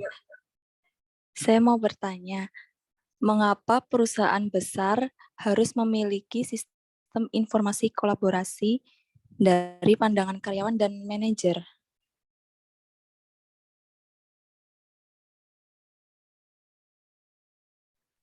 Apakah Bisa diulang? Oh iya, pertanyaannya, mengapa perusahaan besar harus memiliki sistem informasi kolaborasi dari pandangan karyawan dan manajer? Apakah sudah bisa dimengerti oleh kelompok? Oke, sudah sih. Terima kasih. Terima kasih. Kolaborasi.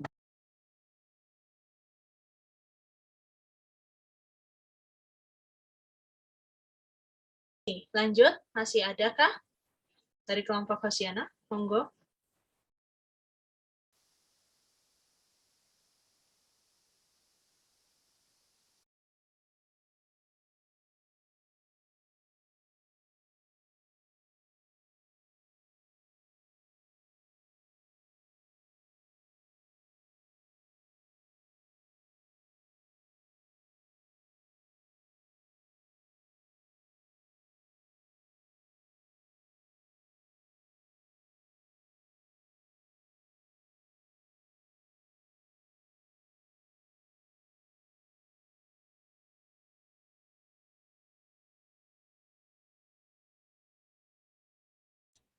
Adakah Clara?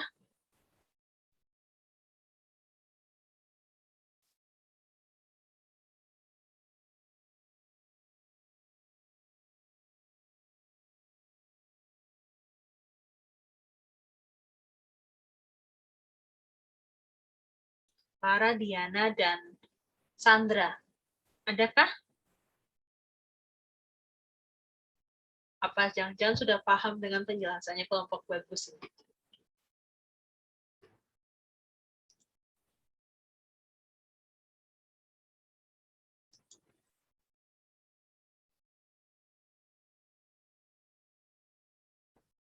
Gimana teman-teman?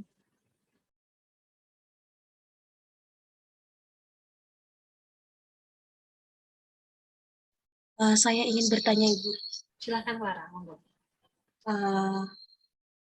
Terkait dengan PPT dari kelompok Bagus Dipa dan Akwinayana, apa saja keuntungan dari kontrol sistem itu sendiri yang baik dalam perusahaan berkaitan dengan sistem pengendalian?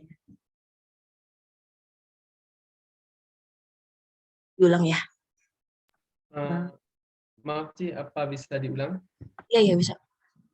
Apa saja keuntungan dari kontrol sistem itu sendiri yang baik di dalam perusahaan berkaitan dengan sistem pengendalian?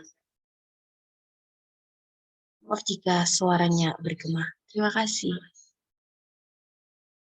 Oke, sudah. Terima kasih, Ci.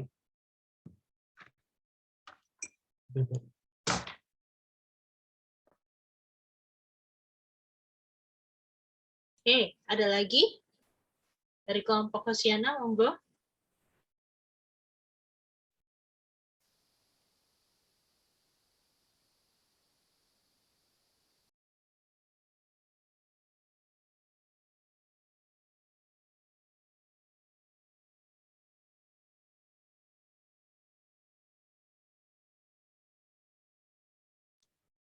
Adakah?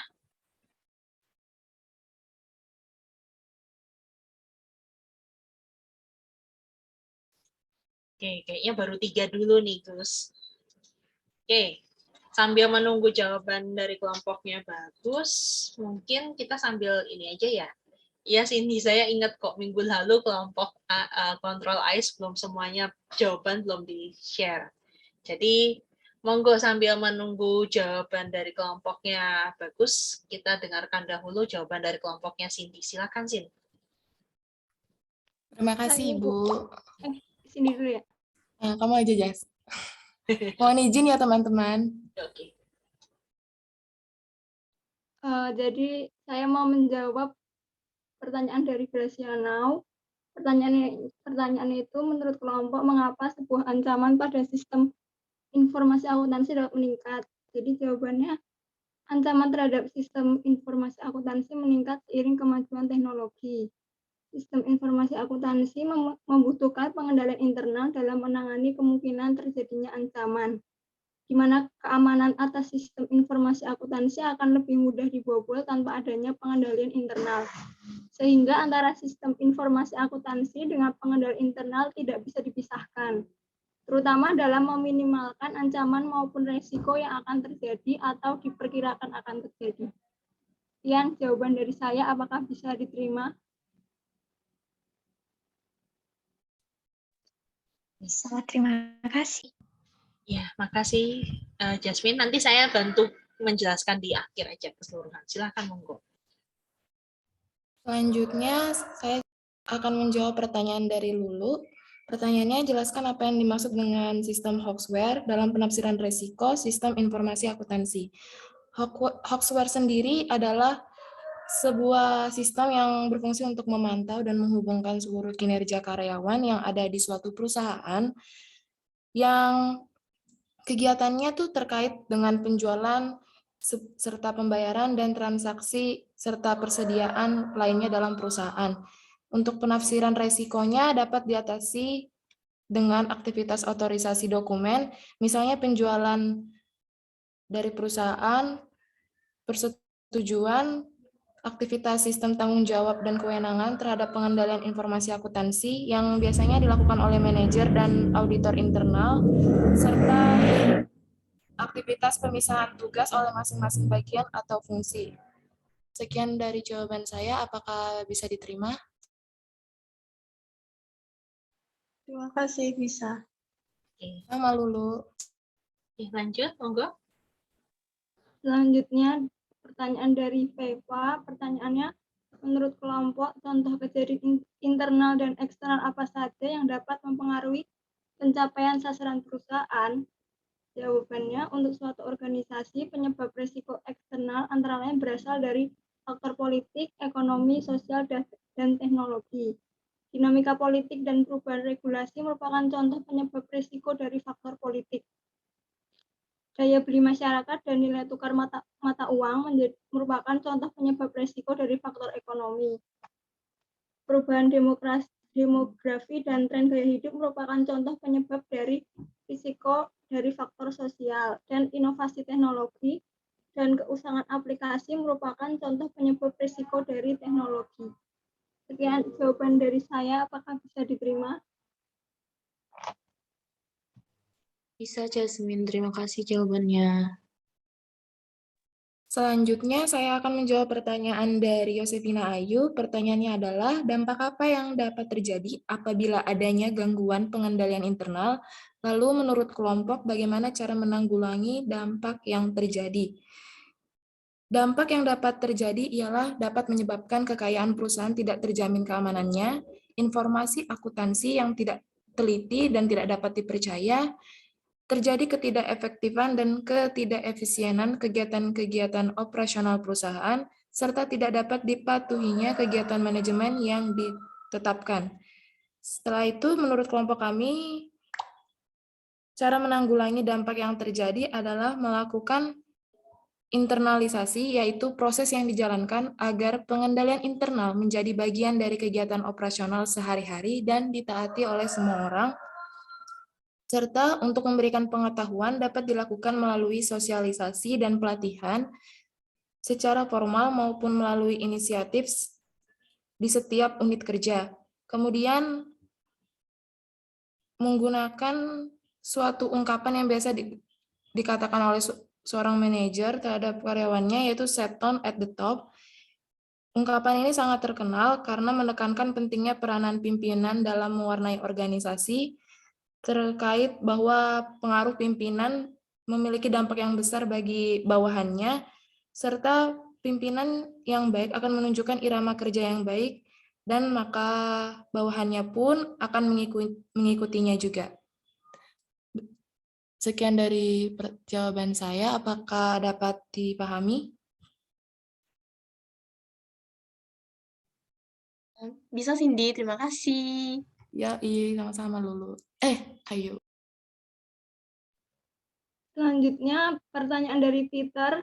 Bagaimana manajemen dapat merespon risiko melalui 4 cara, yaitu pengurangan, penerimaan, berbagi, dan menghindari. Jadi untuk yang menghindari itu, sikap berikut seringkali tidak efektif karena dengan menghindari risiko ini, berarti tidak berani mengambil kesempatan untuk berusaha dan mengatasi risiko.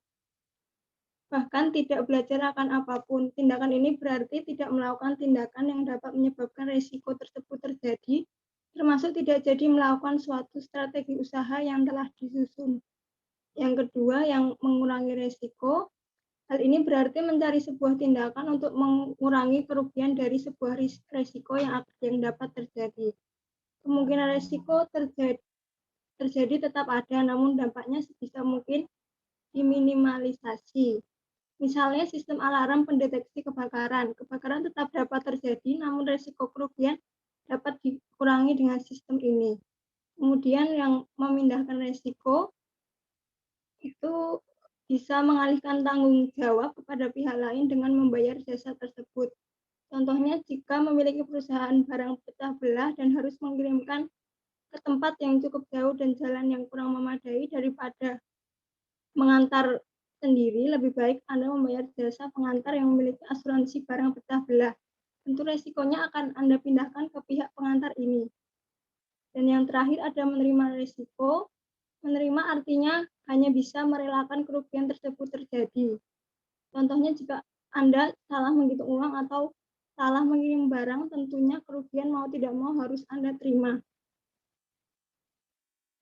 Perlu diingat pula jika dampak kerugiannya terlalu besar, maka lebih baik menghindari daripada menerimanya. Sekian jawaban dari kelompok kami.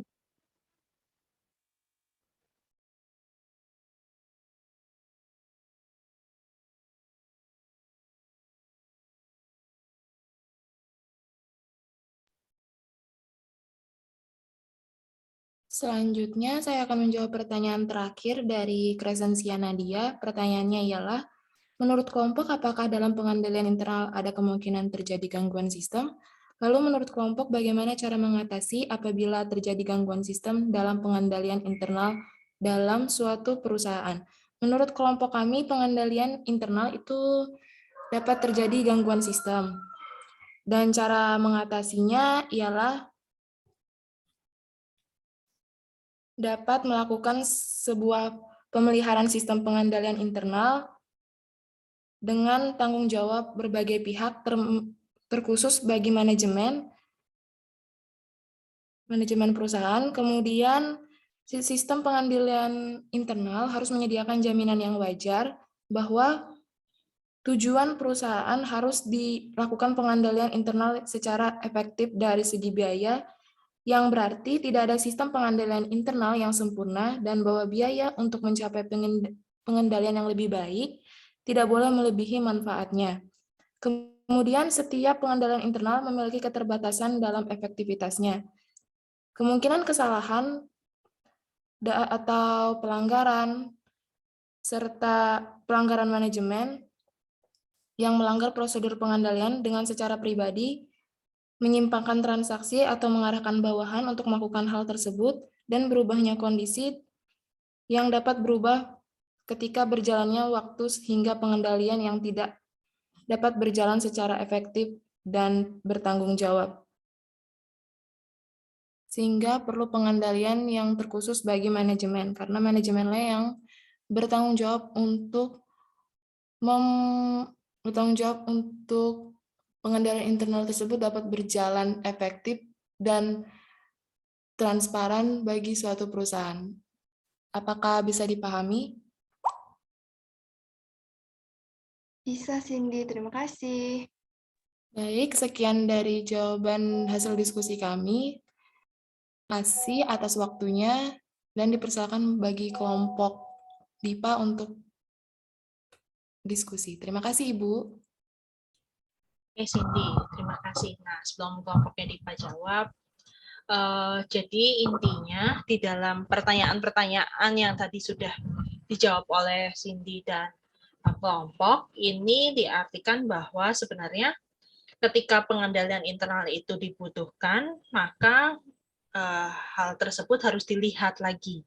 Kebutuhannya ini untuk apa? Tentunya sih biasanya untuk melindungi beberapa hal atau bagian krusial yang dimiliki oleh perusahaan, misal data, bisa aset, yang notabene ketika sudah telanjur terjadinya permasalahan di dalam kebocoran data atau asetnya hilang, maka nanti bisa diminimalisir dengan cara berbagai macam tadi, yaitu melihat resikonya apa, terus siapa yang melakukan, dan bentuk pengendaliannya bisa lewat fisik atau lewat SOP atau sebagainya. Nah, terkait dengan ancaman-ancaman, sebenarnya balik lagi kepada perusahaan tersebut. Seharusnya ketika melakukan operasional di dalam suatu usaha di organisasinya, tentunya dia akan mengidentifikasi kira-kira kenapa sih, contoh paling simpel, kenapa harus dibuat struktur organisasi, kenapa tidak struktur organisasi itu dimusnahkan gitu ya. Nah, tadi sempat disinggung oleh kelompok gitu ya, oleh kelompok Cindy, bahwa struktur organisasi ini perlu karena untuk melihat apakah pemerintahannya atau cara memberikan direksi atau aturan itu dengan cara yang model atasan bawahan atau yang semuanya dianggap ya udah sama rata, tidak perlu atasan bawahan, pokoknya pimpinan ya sama kok, sama nasibnya dengan anggota, tidak ada yang lebih dan tidak ada yang kurang. Nah, oleh karena itu ini bisa juga menjadi konflik. Kenapa? Karena bisa jadi perusahaan-perusahaan swasta ini ketika misalnya bentuknya family group, biasanya karyawan tidak bisa menuntut lebih banyak karena seluruhnya itu di bawah naungan dari si family group itu sendiri gitu ya. Jadi kalau misalnya kalian menuntut adanya keadilan, bisa jadi ada masalah yang mau nggak mau keputusannya ada di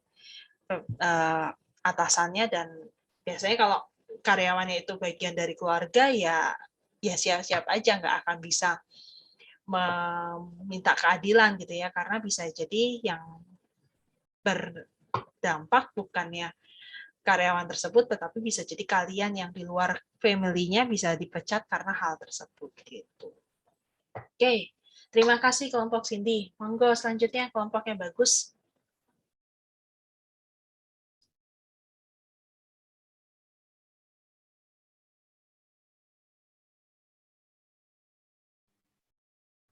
Baik Ibu, mungkin pertanyaan yang pertama akan dijawab adalah pertanyaan dari Hosiana, dan mungkin dijawab oleh Cornelia Omega, Ibu. Baik Ibu, saya mau menjawab pertanyaan dari Hosi. Mengapa perusahaan besar harus memiliki sistem informasi kolaborasi dari pandangan karyawan dan manajer? Jawabannya yaitu perusahaan besar harus memiliki sistem informasi kolaborasi karena sebagai berikut. Dari pandangan karyawan, dapat membantu kinerja karyawan. Karena dengan adanya sistem informasi kolaborasi, karyawan akan lebih mudah kinerjanya di perusahaan. Kemudian juga mempermudah hubungan antar karyawan lain. Misalkan, satu karyawan dengan karyawan yang lain jarak lokasinya jauh. Walaupun masih dalam satu perusahaan, sehingga kolaborasinya atau kerjasamanya akan menjadi lebih efektif.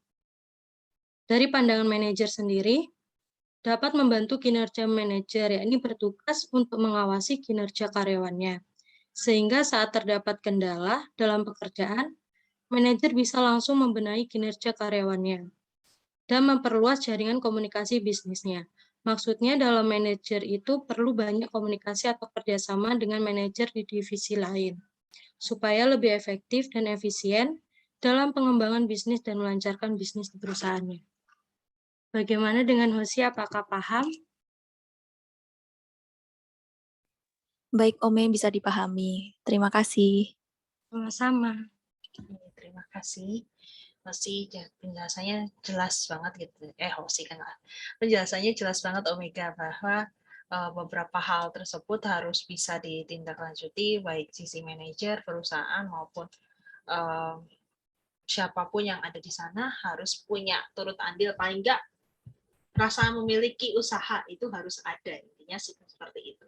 Karena kalau nggak punya rasa memiliki ya sudah, diberi rayuan dikit langsung bocor semuanya informasi rahasia di perusahaan.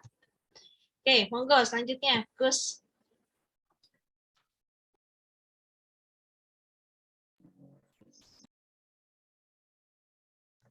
Baik Ibu, saya ingin mencoba menjawab dari pertanyaannya Nadia.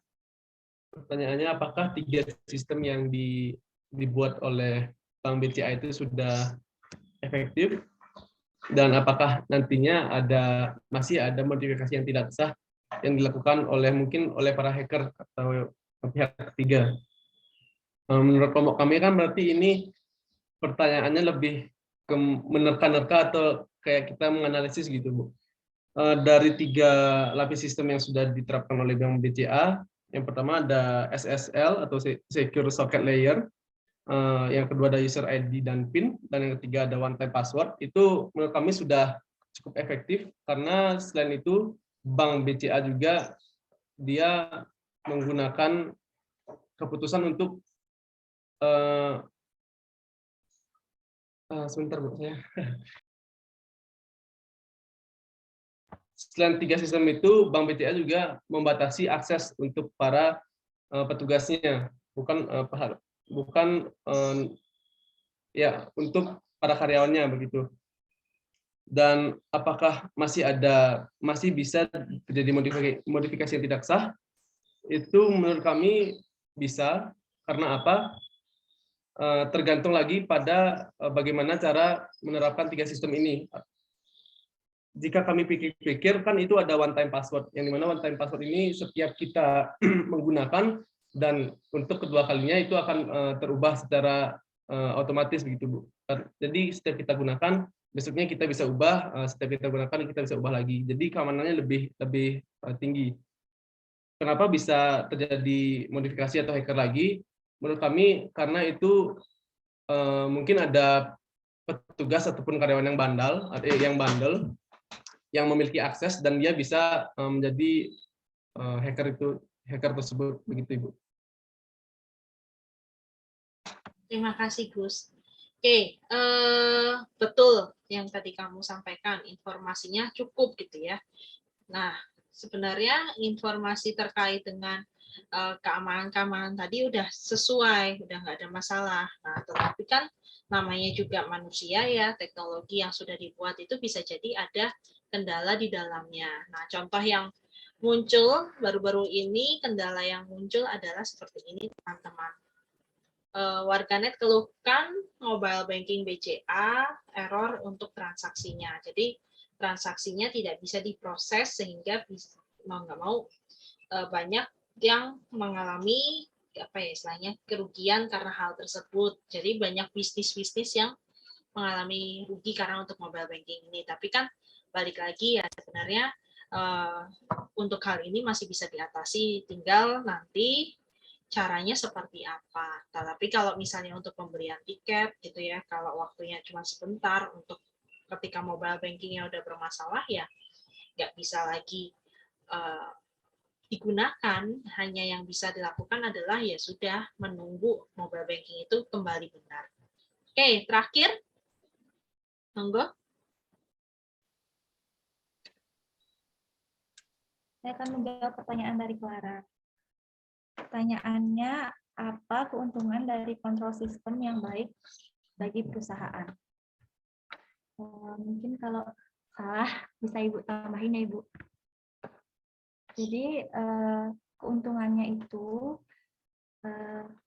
memastikan proses pekerjaan dilakukan sesuai dengan rencana dan job description. Keamanan aset perusahaan terjamin, memastikan ketelitian dan keabsahan data akuntansi, dan bisa meningkatkan efisien operasional dan meningkatkan daya akuntabilitas. Begitu, Clara. Baik. Mungkin izin menambahkan, Ibu. Ya, silahkan, monggo. Dari kontrol sistem baik ini, secara umum pastinya akan meningkatkan keamanan, Ibu, untuk sebuah perusahaan atau organisasi. Keamanan seperti apa? Mungkin keamanan dari mencegah adanya hacker atau cybercrime gitu, Ibu. Jadi betul bahwa semakin baik sistemnya, semakin aman bisa digunakan gitu ya. Nah, berarti untuk membantu keamanan ini ya sebenarnya tadi yang sudah disebutkan teman-teman betul gitu. Bahwa keamanan itu bisa kok kita ciptakan, tapi ya balik lagi apakah keamanan ini bisa kita identifikasi atau tidak. Kadang suka yang terjadi adalah kita baru bisa bilang itu aman ataupun tidak hanya ketika kejadian itu berlangsung. Jadi kalau misalnya tidak ada kejadian, orang cenderung ya udah aman-aman saja kok.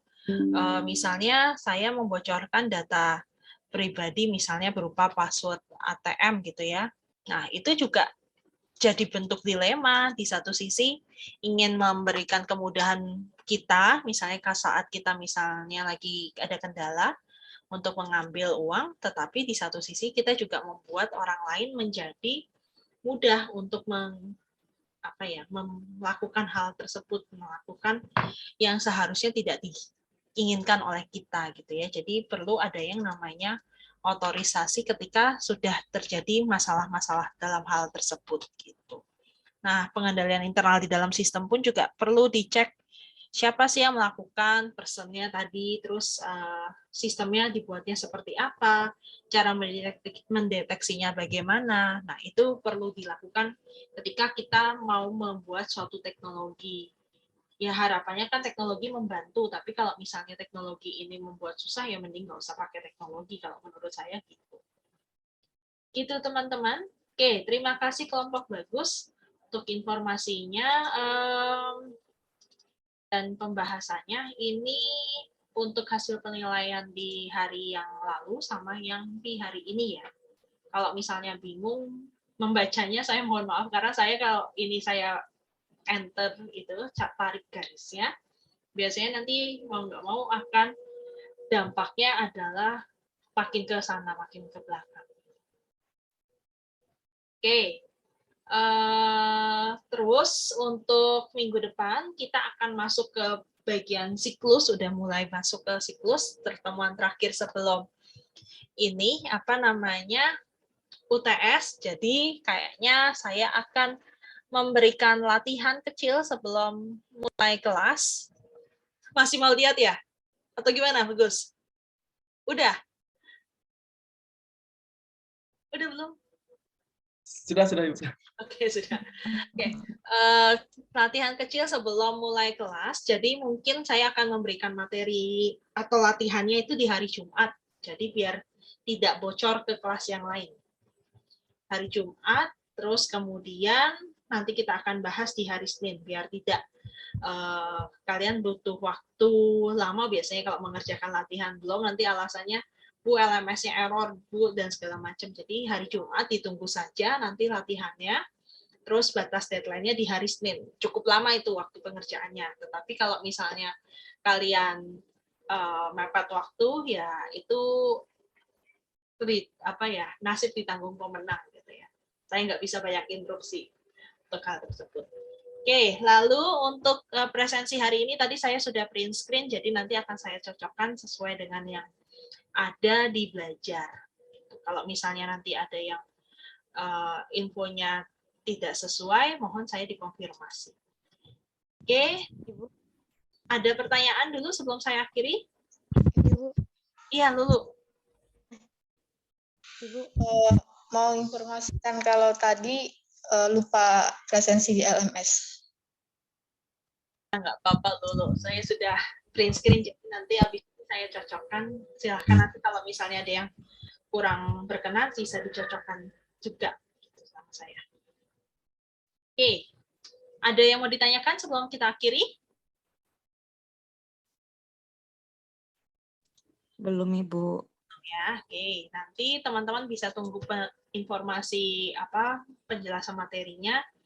Ya, dalam waktu 2 hari inilah, antara hari ini sama besok saya akan upload semuanya. Bersama dengan recording hari ini juga untuk case-case. Siapa tahu ada masih yang saya ingin bahas untuk soal latihan. Oke, terima kasih kalau begitu teman-teman untuk informasi dan hasil diskusi yang menarik hari ini. kita lanjutkan minggu depan. Nanti kita mulai minggu depan di lebih awal ya, di jam 9. Lalu kemudian dimulai dengan pembahasan latihan yang teman-teman sudah kerjakan di hari Jumat. Lalu dilanjutkan dengan pembahasan kira-kira nanti UTS akan seperti apa. Ya, waktunya semakin cepat teman-teman. Awal April sudah UTS, tidak terasa. Oke, terima kasih teman-teman. Sampai jumpa, selamat pagi. Terima kasih, Ibu. Terima kasih, Ibu.